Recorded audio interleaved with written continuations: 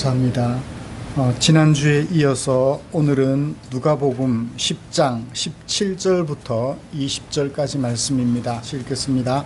70인이 기뻐하며 돌아와 이르되 주여 주의 이름이면 귀신들도 우리에게 항복하더이다. 예수께서 이르시되 사탄이 하늘로부터 번개같이 떨어지는 것을 내가 보았노라.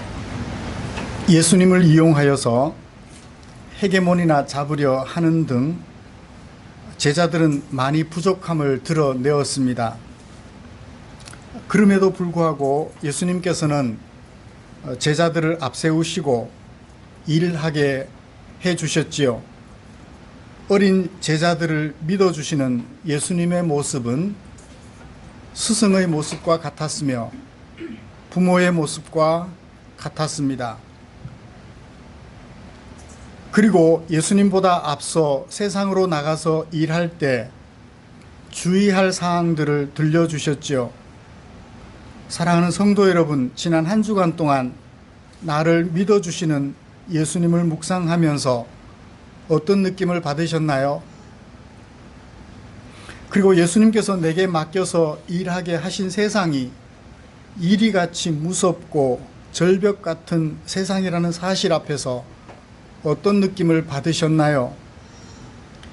우리 모두는 세상이 무서울지라도 나를 기대하시며 나를 앞세우시는 주님을 기억하고 다시 이 자리에 모였습니다. 하나님의 은혜를 기다리려고 말입니다. 그런 우리를 위하여 하나님께서는 누가복음 10장 17절부터 20절까지 말씀을 주셨습니다. 저는 이 본문을 가지고 성도들이 기뻐해야 할 것이라는 제목으로 설교하고자 합니다. 먼저 우리가 함께 읽은 본문이 어떻게 구성이 되어 있는지 정리를 좀 해보고 설교 방향을 찾은 다음 계속해서 설교를 진행했으면 합니다. 오늘 우리가 함께 읽은 말씀은 예수님께서 제자들을 앞세우시고 앞으로 감당해야 할 일들을 경험하게 하신 사건 뒤에 예수님께서 제자들과 나누신 대화를 중심으로 기록하고 있습니다. 예수님의 보내심을 받은 70명의 제자들이 돌아와서 사역 보고를 했지요. 뭐라고 했나요? 주의 이름이면 귀신들도 우리에게 항복하더이다. 그때 예수님께서 제자들에게 들려주신 두 가지 말씀을 기록하고 있는데요. 하나는 그 권능은 내가 준 것이며 앞으로 그 어떤 대적도 너희를 해치지 못할 것이라고 하신 말씀입니다. 다른 하나는 귀신들이 너희에게 항복하는 것으로 기뻐하지 말고 너희 이름이 하늘에 기록된 것으로 기뻐하라 하고 하신 말씀이 있어요. 예수님께서 제자들에게 들려주신 이 두 가지 말씀을 차례대로 살펴보면서 오늘 설교하려고 합니다.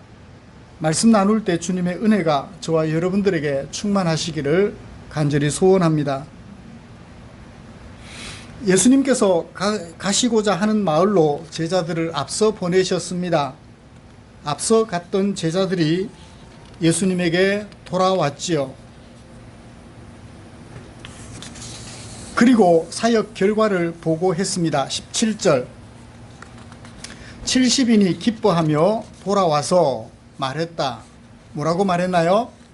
주여 주의 이름이면 귀신들도 우리에게 항복하더이다. 그때 예수님께서 들려주신 두 가지 말씀 중 첫 번째 말씀을 살펴보십시다. 제자들이 보고한 내용에 대하여 예수님은 어떻게 말씀하셨나요? 일단 그들의 활동에 대한 평가를 내리셨습니다. 예수께서 이르시되 사탄이 하늘로부터 번개같이 떨어지는 것을 내가 보았노라. 18절에서 주어는 뭐죠? 내가. 누군가요? 예수님이. 동사가 뭐죠? 보았다. 무엇을 보셨나요? 사탄이 하늘로부터 떨어지는 것을. 뭐같이? 번개가 떨어지는 것 같이 사탄이 떨어지는 것을 보았다. 귀신들이 항복하고 병자가 치료되는 사건에 대하여 사탄이 하늘로부터 번개같이 떨어졌다라고 표현하며 말씀해 주셨습니다. 여러분, 사탄이 하늘로부터 떨어졌다라는 얘기는 사탄이 어디 있었다는 얘기예요? 하늘에 있었다는 얘기예요. 이 하늘은 스카이, 지금 땅과 다르게 우주 공간, 이것을 하늘이라고 표현하지는 않는다는 것을 우리 상식적으로 알겠죠? 그 하늘은 누구의 자리인가요? 하나님의 자리예요. 땅은 사람들의 자리고요. 하늘의 자리에 누가 올라가 있었어요? 사탄이 올라가 있었어요. 땅의 자리에 있어야 할 사탄이 하늘의 자리에, 하늘의 하나님의 자리에 올라가 있었던 것 같아요. 하늘에 올라가 있던 사탄이 땅으로 떨어지는 것을, 그러니까 있어서는 안 될 자리에 가 있었기 때문에 있어서는 안 될 그 자리에서 있어야 할 자리로 떨어지는 것, 그것을 번개가 떨어지는 것에 비유하여 표현해 주셨지요. 사탄이 하늘에 올라가 있었다고요? 어떤 뜻이죠? 세상이 자기 것이냐, 하나님께 도전하는 모양새를 취하고 있었음을 나타내는 수사적인 표현이라고 봅니다. 있어서는 안 될 자리에 올라가 앉아 있는 것이죠. 잔치 상석에는 누가 앉아야 되나요? 일반 세상적으로 볼 때 높은 사람들이 앉아요. 제가 어느 교회 헌당 예배를 갔는데 앞에 보니까 의자 위쪽에 성경책 놓는 자리에 팻말이 놓여 있었어요. 귀빈석. 저는 저 뒤쪽에 앉아 있어서, 나는 귀빈이 아니어서, 귀빈으로 초대를 못 받았기 때문에 귀빈석에 앉을 수는 없고요. 그 자리에 어떤 분이 앉아 계시냐고 했더니, 봤더니 뭐 국회의원, 지역 국회의원, 뭐 시장님 등등 그런 분들이 앉아 계시는 거예요. 나는 귀빈이 아닌가 보다. 하나님 나라에서는 누구보다도 귀한 존재로 하나님은 나를 여겨주시는데, 이 교회에서는 나를 귀빈으로 대접 안 해주시나 보다.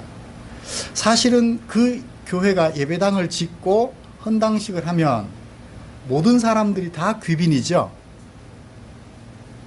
그 자리에 참석하여 하나님께 영광 돌리는 모두가 다 귀빈일 텐데 귀빈석이 따로 있는 거예요. 깜짝 놀랐어요. 교회도 이렇구나. 교회도 생각이 잘못되면 이럴 수 있겠구나라는 생각을 해보았습니다. 그래요. 귀빈의 자리에 앉아서는 안 될 사람들이 귀빈의 자리에 앉아 있는 거예요. 그게 사탄의 모양이더라는 거예요. 그런데 그 사탄이 땅에 떨어졌대요. 어떤 뜻인가요? 하나님께 도전하며, 이 자리는 내 자리입니다, 당신과 내가 겨루어 봅시다 라며 하늘의 자리에 있던 그 사탄이 그만 도전에 실패를 하고 꼬리를 내리게 되었음을 시사하는 수사적 표현이 땅에 떨어졌다라는 것의 의미겠죠? 그렇습니다. 하나님께 도전해서는 안 될 사탄이 하나님께 도전하다가 마침내 하나님의 권능에 의하여 땅으로 떨어지는데, 누가 그 일을 했어요? 제자들이 그 일을 한 거예요.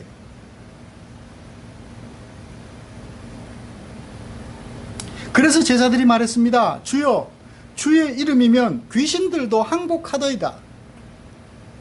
우리가 주의 이름으로 말하며 귀신들이 쫓겨가더이다. 있어서는 안 될 자리에 앉아 있다가 우리가 주의 이름으로 말했더니 있어서는 안 될 그 자리를 떠나서 귀신이 본래 있어야 할 자리로 가더이다 라고 얘기를 한 거죠. 예수님께서는 이런 제자들의 보고에 대하여 어떻게 말씀하셨나요? 19절, 내가 너희에게, 동사가 뭔가요? 내가 너희에게, 동사가 뭐죠? 주었다. 내가 너희에게 주었다. 무엇을 주었나요? 권능을 주었다. 어떤 권능을 주었나요? 뱀과 전갈을 밟으며 원수의 모든 능력을 제어할 수 있는 권능을, 너희에게 주었다 라고 말씀하고 있습니다. 분리해놓고 보니까 뜻이 분명해지죠. 내가 너희에게 주었다. 무엇을? 권능을. 어떤 권능? 뱀과 전갈을 밟으며 원수의 모든 능력을 제어할 권능. 이 말씀을 문자적으로 해석해서 제자들이 진짜 뱀을 밟았나요? 아마 뱀 밟았으면 독이 몸에 퍼져서 난리가 났을 거예요. 뱀을 발로 밟을 사람은 세상에 아마 없을 거예요. 뱀 전문가라 할지라도 뱀을 발로 밟지는 않을 것입니다. 물론 무자치나 이런 정도 같으면 모르겠지만 구렁이 정도, 독이 없는 뱀 같으면 모르지만 독이 있는 코브라나 무슨 블랙 맘바, 동물의 왕국을 봐서 이름을 많이 기억하고 있습니다만 기억이 잘 안 나네요. 그런 뱀들을 밟았다가는 난리가 날 거예요. 사자도 죽는데요. 그 뱀에 물리게 되면. 그러므로 여기 뱀과 전갈을 밟는다, 원수의 모든 능력, 이런 표현들은 수사적 표현임을 알 수가 있죠. 하나님을 대적하는 모든 악한 세력들을 밟으며 통제할 권능, 그런 의미로 이해하시면 좋을 것 같습니다. 그렇습니다. 예수님께서 사탄을 제어하는 권능, 하나님께 대적하는 모든 것들을 제어하는 권능을 제자들에게 주셨다라고 얘기를 해요. 그러므로 제자들이 주의 이름으로 명할 때 사탄이 쫓겨나간 것은 있어야 할 자리에 있지 말아야 할 자리에 있다가 있어야 할 자리로 쫓겨나가는 것은 누구의 권능이었어요? 예수님의 권능이었다는 것입니다. 결코 제자들의 권능이 아니었다는 얘기죠. 그러면 예수님께서는 왜 이렇게 제자들에게 사탄을 제어할 권능을 주셨을까요? 직접 하시면 될 것을, 모든 사탄을 한꺼번에 몰아가지고 확 그냥 불 속에 던져버리면 될 것을 왜 제자들에게 이렇게 맡기셨을까요? 만약 예수님께서 한꺼번에 사탄들을 다 모아가지고 그물로 고기 잡듯이 모아서 불에 던져버리면 사람의 존재 가치가 없어져 버려요. 그래서 예수님은 굳이 제자들에게 그 권능을 주시고 그 일을 하게 하신 거죠. 예수님은 사람들과 함께 어떤 나라를 만들고 싶어 하셨던 거예요? 하나님의 나라를 만들고 싶어 하셨던 거예요. 너는 내 백성, 나는 너의 하나님이라는 아름다운 관계를 가진 하나님의 나라를 만들고 싶어 하셨던 거죠. 하나님께서 누구와 함께? 김필분 집사님과 함께. 하나님께서 누구와 함께? 박경빈과 함께. 하나님 나라를 만들고 싶어 하신 거예요. 예수님께서 그 모든 사탄들을 한꺼번에 모아서 불에 던질 수 있는 권능이 있어요. 그렇지만 그렇게 하지 않고 제자들에게 그 권능을 일일이 맡겨주신 것은 그들과 더불어 사탄을 이기고 하나님의 나라를 만들고 싶어 하셨던 거죠.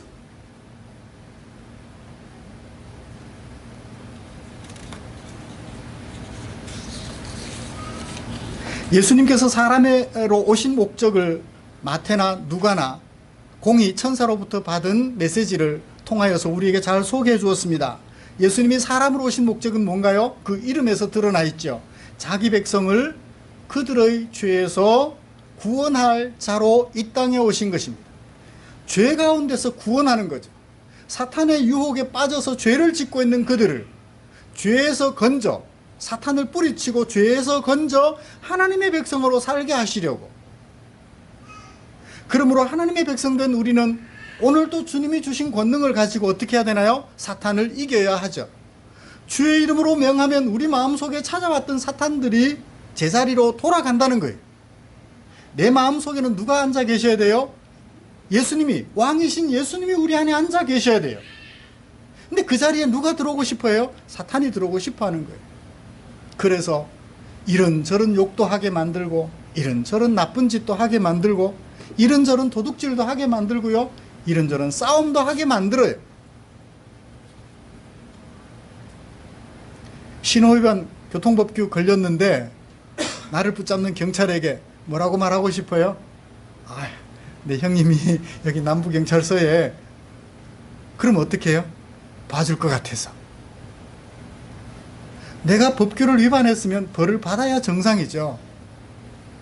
범칙금 고지서를 받는 거예요. 그리고 거기 사인하면서 마음속으로 뉘우치는 거죠.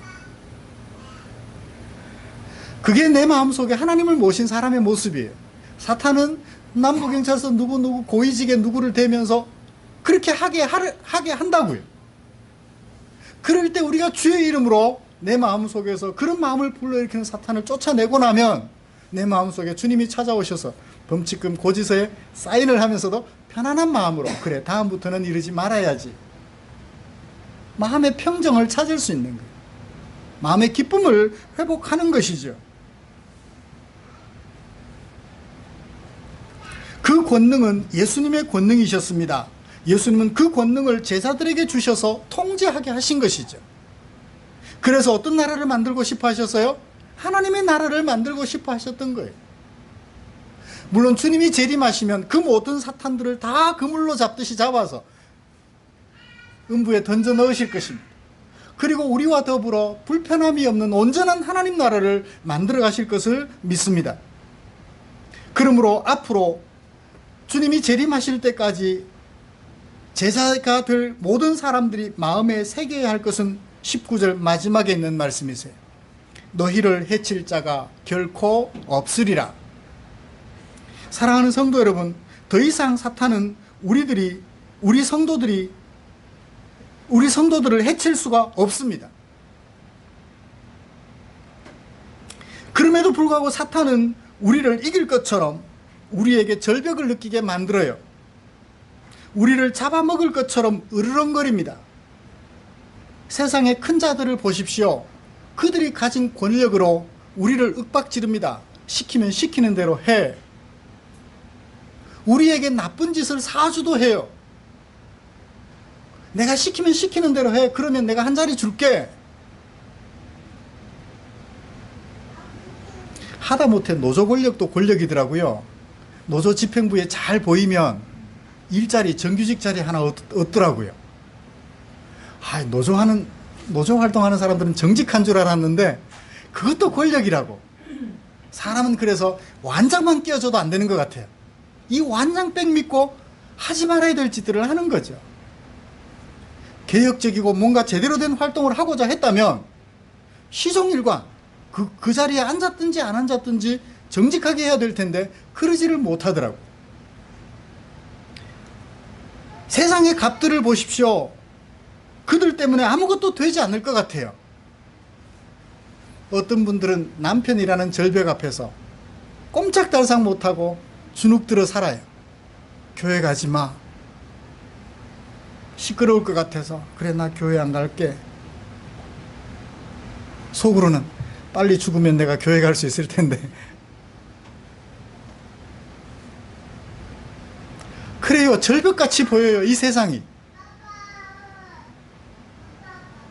아무것도 되지 않을 것 같습니다. 그래서 사도 베드로는 베드로전서 5장 8절에서 그렇게 얘기를 했죠. 근신하라 깨어라. 너희 대적 마귀가 우는 사자같이 두루다니며 삼킬 자를 찾나니. 그럼에도 불구하고 우리는 주님이 우리에게 사탄을 제어할 권능을 주셨다는 사실을 명심하시기를 간절히 소원합니다. 그러므로 승리에 대하여 확신을 가지십시오. 내 힘으로는 이길 수 없지만 내 안에 귀신을 제어할 권능을 주신 분이 누구시라고요? 예수님이라고. 그 예수님께서 주신 권능을 활용하면 우리는 부단히 우리 마음속에 찾아오는 사탄을 통제하고 내가 하나님과 더불어 누구의 나라를 만들 수 있어요? 하나님의 나라를 만들어갈 수 있다고요. 이 사실, 승리에 대한 사실을 확신하시기를 기대합니다. 예수님께서 우리에게 권능을 주셨어요.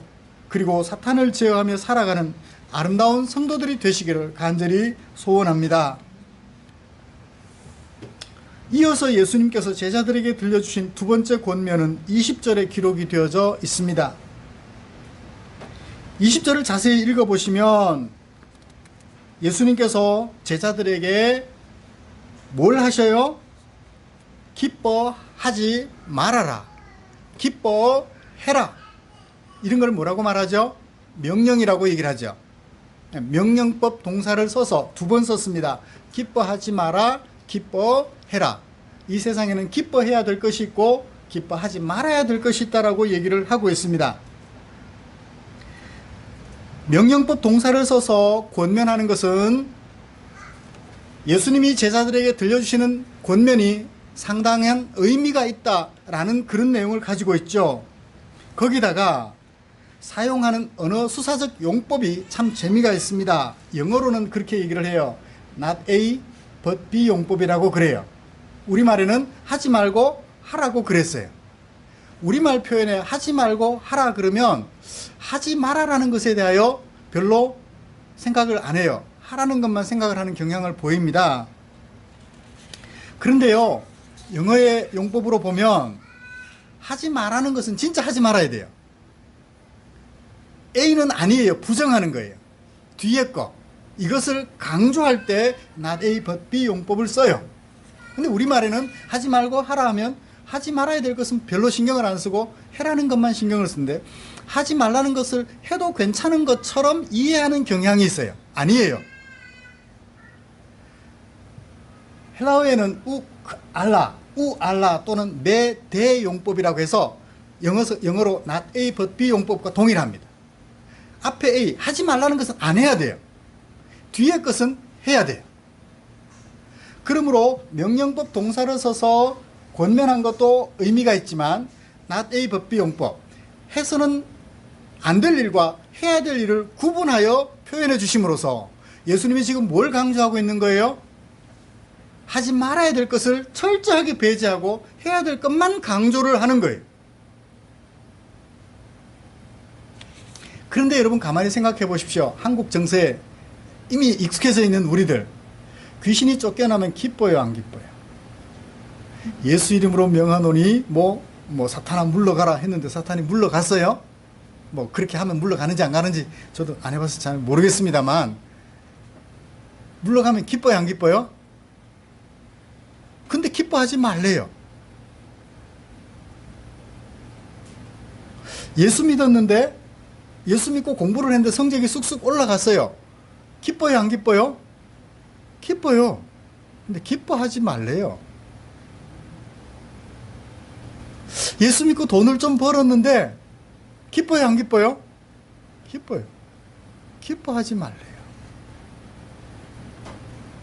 예수 믿고 건강해졌는데 기뻐요, 안 기뻐요? 기쁘죠? 기뻐하지 말래요. 예수님 이상하신 분 같아. 왜 기쁜데 기뻐하지 말라고 그러셔요? 한번 질문해 보시죠. 한번 질문해 보세요. 예수님께서 뭐라고 대답하시는가? 제가 예수님이 아니어서 예수님처럼 대답은 못 해드릴 것 같습니다.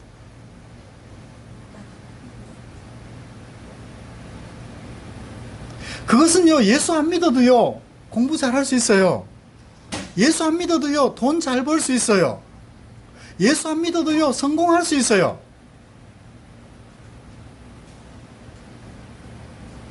그런데 예수 믿어서 얻지 못할 것이 있습니다.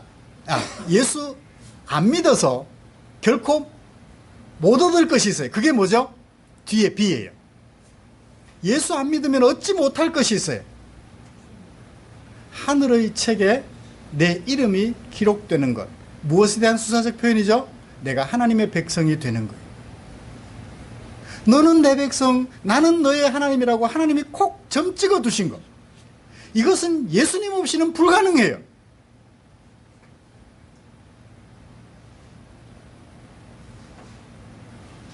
그래요. 기가 막히게 태풍이 지나가는데 옆집은 다 태풍 피해를 봤는데 내가 섬기는 내 집은 태풍 피해를 안 보고 싹 지나갈 수도 있어요.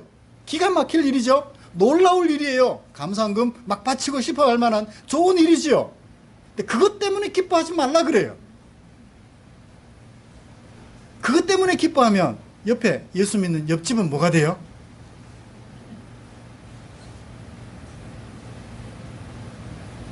그쵸? 무엇 때문에 기뻐하라고요? 내 이름이 하늘의 책에 기록되어 있는, 내가 하나님 백성 되었다는 그 사실 때문에 기뻐하라고 예수님께서는 분명히 강조하여 설명해 주셨습니다.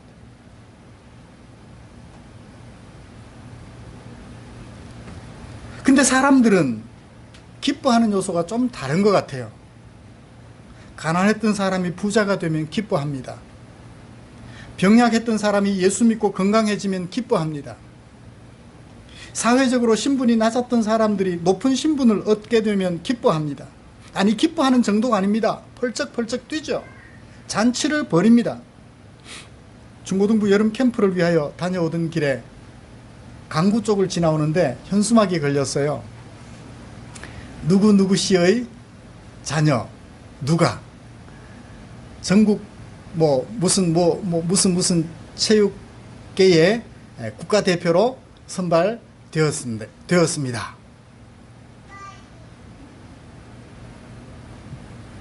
제 친구 중에 한 사람은 고향에 지나가는 길에 봤더니 경축, 내용이 뭔가 했더니 총경이 되었음을 알리고 그것을 사람들에게 광고하는 현수막을 걸어 두었더라고요. 총경이면 좀 꽤 높은 셈인가요? 순경으로 시험 봐서 들어가가지고 총경으로 제대를 했습니다. 총경도 마무리를 잘했으면 좋았을 텐데 총경 끝을 보지 못하고 중간에 퇴직을 해야만 하는 나쁜 일이 좀 있었어요. 정년퇴직을 못하고 중간에 그만둬야 하는 그런 일이 있었습니다. 그래요. 총경되었다고 현수막 걸어요. 또 무슨 대학교에 공학 박사 학위를 받았습니다. 현수막. 무슨 대학교, 하도 요즘 대학도 많아가지고 대학 이름도 잘 모르겠더라고요.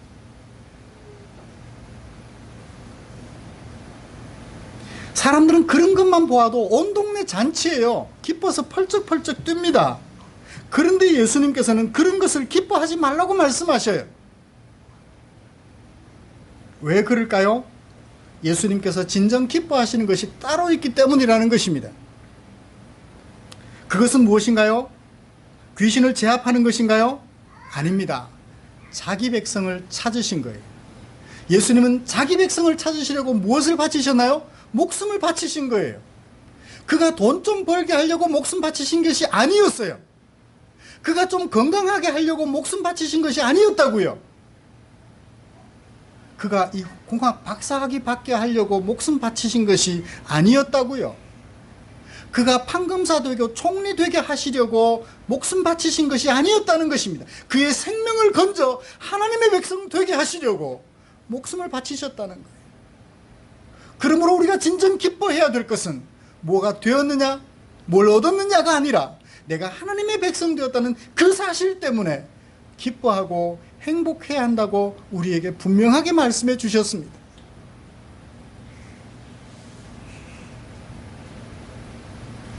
그러므로 성도가 기뻐해야 할 것은 혼동을 일으키지 않아야 합니다. 귀신과 싸워서 제압하는 그것을 너무 기뻐하지 마십시오. 조금만 기뻐하십시오. 돈을 좀 버셨나요? 조금만 기뻐하십시오. 너무 기뻐하지는 마십시오. 많이 벌어도 적게 벌어도 한평 무덤 속에 들어가는 것은 동일하더라는 것입니다. 그 일이 우리가 보기에는 신기하고 재밌고 놀라울지라도 조금만 기뻐하십시오. 진정 기뻐해야 될 것은 내가 하나님의 백성으로 부르심을 받았다는 그 사실 때문에 크게 기뻐하시기를 기대합니다. 세상 그 무엇과도 바꿀 수 없는 최고의 행복이라고 마음속에 깊이 새기시기를 기대합니다. 전도서 기자는 전도서 6장에서 그렇게 얘기를 했죠. 낙태된 자와 부자가 있는데, 천년의 갑절을 산 자가 있는데 누가 더 행복할까요? 전도서 기자는 말합니다. 낙태된 자가 더 행복하다고. 뭐 하지 못하면 천년의 갑절을 살고 많은 재물을 얻은 자가 행복하지 못하며,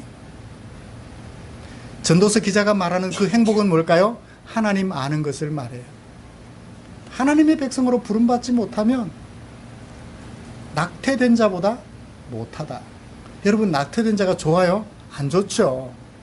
낙태된 자보다 못하다는 얘기는 그것이 얼마나 비참한 것인지, 하나님의 백성으로 부름받지 못한 것이 얼마나 비참한 것인지를 우리에게 소개해 주려는 거죠.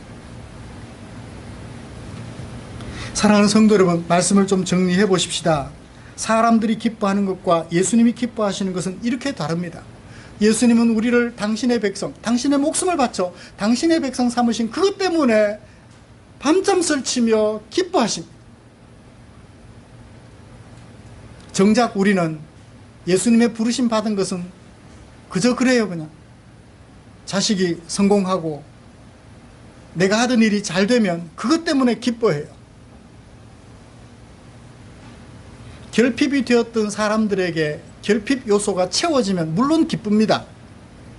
정말 끼니를 때우기가 어려웠던 사람이 끼니를 해결했을 때 한없이 기쁠 거예요. 결핍되어 봤기 때문에 알아요. 그렇지만 예수님에게는 결핍이 있어요, 없어요? 이 세상 모든 것이 다 주님의 것인데. 그러므로 결핍을 모르시는 우리 예수님께서는 그런 것들을 인하여 기뻐하지 않으셨습니다. 나를 하나님의 백성으로 부르시고 나와 더불어 만들어 가시는 그 하나님 나라, 그것이 좋아서 오늘도 밤잠을 설치며 낮에 해와 밤의 달이 우리를 상치 못하도록 우리를 지켜주시며 우리를 당신의 반석 위에 올려놓으시며 우리의 우리가 되어주셔서 그 안에 우리가 편히 잠잘 수 있도록 지켜주시며 계시는 것이지요. 사랑하는 성도 여러분, 말씀을 마치겠습니다. 우리 생명 다하는 그날까지 남편이 가져다주는 월급을 보고 웃을 것이 아니라 남편과 함께 하나님의 백성 되었다는 그 사실 때문에 손을 맞잡고 웃으며 깡충깡충 춤도 추면서 덩실덩실 춤도 추면서 우리 남은 생애를 함께 해로해가는 아름다운 주의 백성들이 되시기를 주님의 이름으로 축복합니다. 기도하겠습니다. 좋으신 하나님, 감사합니다. 오늘 하나님께서 허락하신 이 귀한 말씀을 마음에 담았습니다. 우리 남은 생에 살아가는 동안 하나님의 백성 되었다는 이 사실 때문에 기뻐하며 살아가는 당신의 종들 되게 하여 주시옵소서. 세상에 그 무엇이 있을지라도 없을지라도 그것 때문에 슬퍼하거나 그것 때문에 기뻐하는 우리가 되기보다는 하나님의 백성 되었다는 그 기쁨 때문에 있는 것 없는 것 다 극복하고 언제든지 감사하며 살아가는 당신의 종들 되게 하여 주시옵소서. 예수님의 이름으로 기도드리옵나이다. 아멘.